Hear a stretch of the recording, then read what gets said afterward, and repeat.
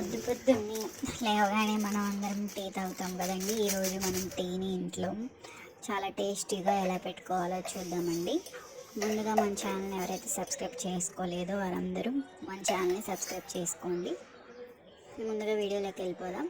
1 cup పాలు తీసుకుంటే కనుక 3 కప్పులు నీళ్ళని యాడ్ చేసుకోవాలి. అందులోకి 1 టీ స్పూన్ టీ పొడి, 3 టీ స్పూన్ల పంచదార యాడ్ చేసుకోవాలి. బాగా ఒక 5 మినిట్స్ తర్వాత బాగా మరుగుతున్నప్పుడు అందులోకి మనం 1 కప్పు పాలను తీసుకున్నాం కదండి, ఆ పాలని అందులోకి పోసుకోవాలి. ఇప్పుడు పాలు పోసుకున్న తర్వాత 1 నిమిషం పాటు ఉంచుకొని అందులోకి 1 చిటికెడ అల్లం పేస్ట్ని వేసుకోవాలి. చూసారు కదా, ఈ విధంగా పొంగుతున్నాయి.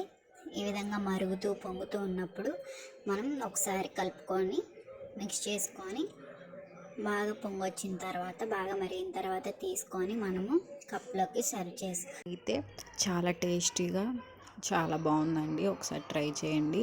మనకి మేగడ కట్టడం వల్ల చాలా టేస్ట్ అనేది వచ్చిందండి. మన ఛానల్ అయితే సబ్స్క్రైబ్ చేయండి. Thank you.